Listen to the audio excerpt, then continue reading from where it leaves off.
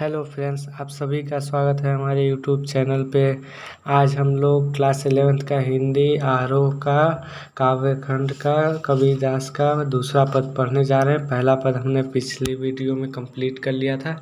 आइए जानते हैं दूसरे पद में क्या दिया गया है। दोस्तों, हम लाइन टू लाइन समझते चलेंगे। चलिए मैं दोस्तों रीड करने जा रहा हूँ। देखिए, संतो देखत जग बौराना, साच कहो तो मारन धावे झूठे जग पतियाना।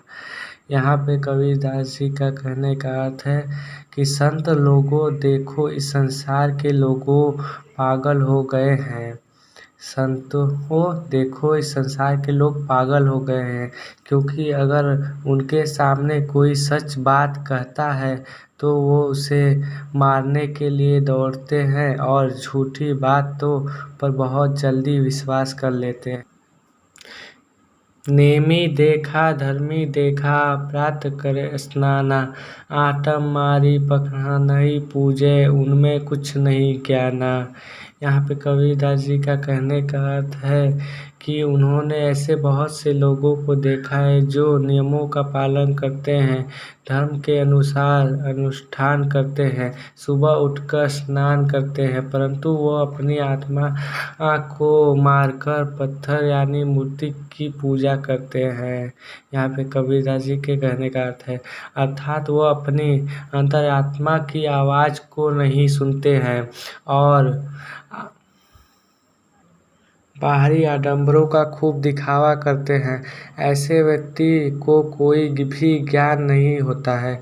हमारे अंदर की परमात्मा समाया है, उसको ही जानना व समझना है, इसका उनको पता ही नहीं होता है और अपने आप को बहुत बड़ा ज्ञानी कहते हैं।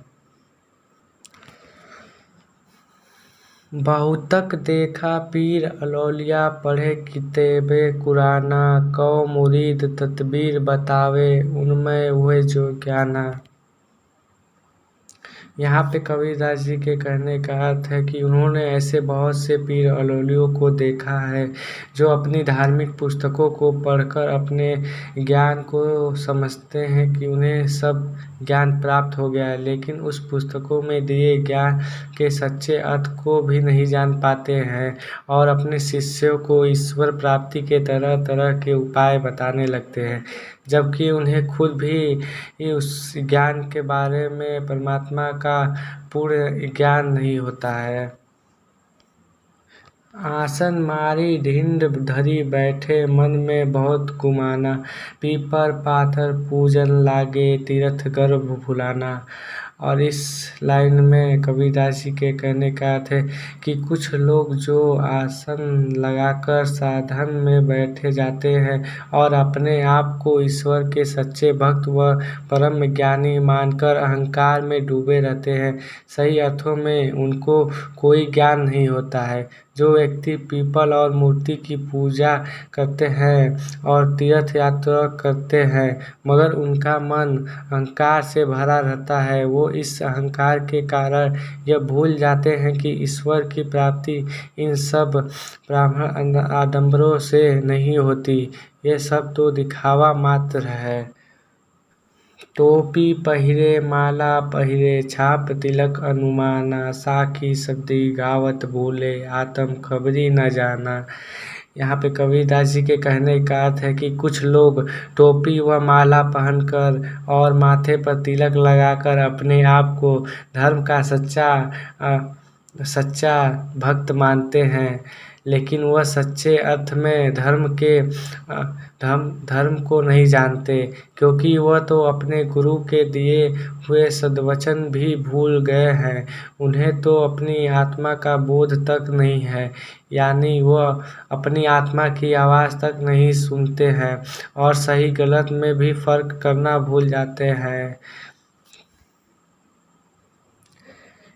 हिंदू कहे मोहि राम प्यारा, तुर्क कहे रहीमान। आपस में दोहु लरी लरी, मुई मर न काहू जाना। यहाँ पे कबीरदास जी के कहने का सीधे सीधे अर्थ है कि हिंदू कहता है कि मुझे राम प्यारा है, मुस्लिम कहते हैं कि मुझे रहीमन प्यारा है। दोनों आपस में लड़ लड़ कर मर गए, परंतु परमात्मा का सही ज्ञान कोई नहीं जान पाया है। यहाँ पे इस लाइन में कबीरदास जी के कहने का अर्थ था। घर घर मंत्र देत फिरत है, महिमा के अभिमाना। गुरु के सहित सिख सब भूले, अंत काल पछताना। यहाँ पे बहुत अच्छी लाइन दी गई है। कबीरदास जी कहते हैं कि कुछ गुरु जो अपने आप को बहुत ज्ञानी समझते हैं और अपने ज्ञान के अहंकार में घर घर जाकर ईश्वर प्राप्ति का मंत्र बताते हैं, ऐसे ज्ञानी व अभिमानी गुरुओं के शिष्य भी अज्ञानी होते हैं। ऐसे गुरु अपने शिष्य के साथ इस दुनिया रूपी व सागर में डूब जाते हैं। अर्थात यहाँ पे कविता से कहने का है अर्थ कि अर्थात उन्हें मोक्ष की प्राप्ति नहीं होती है और अंत काल में उन्हें पछताना पड़ता है। यहाँ पे कबीरदास जी के कहने का अर्थ था। कहो कबीर सुनो हो संतो, ई सब भ्रम भुलाना। केति कहो कहाँ नहीं मानो, सहज सहज समाना। यहाँ पे ये लास्ट लाइन है कबीरदास जी के। यहाँ पे कहने का इनके अर्थ है, कबीरदास जी कहते हैं कि हे संत जनों, बाहरी आडंबरों करने वाले इन लोगों ने ईश्वर के सत्य को भुला दिया है। इन लोगों को कितना भी समझाओ मगर ये लोग मानते ही नहीं। अर्थात यहाँ पे कबीरदास जी कहते हैं कि इनको कुछ भी समझाने का कोई फायदा नहीं है, जबकि सत्य तो यह है कि ईश्वर बहुत ही सहजता व सरलता से ही मिल जाते हैं। उसे प्राप्त करने के लिए किसी बाहरी आडंबरा की आवश्यकता और ज़रूरत नहीं होती है। यहाँ पे लास्ट पैरा पे हमारा कंप्लीट हो जाता है। चलो दोस्तों, इसी के साथ हमारा दूसरा पद भी कंप्लीट हो गया। अब अगली वीडियो में हम नेक्स्ट चैप्टर पढ़ेंगे। अभी के लिए बाय बाय दोस्तों।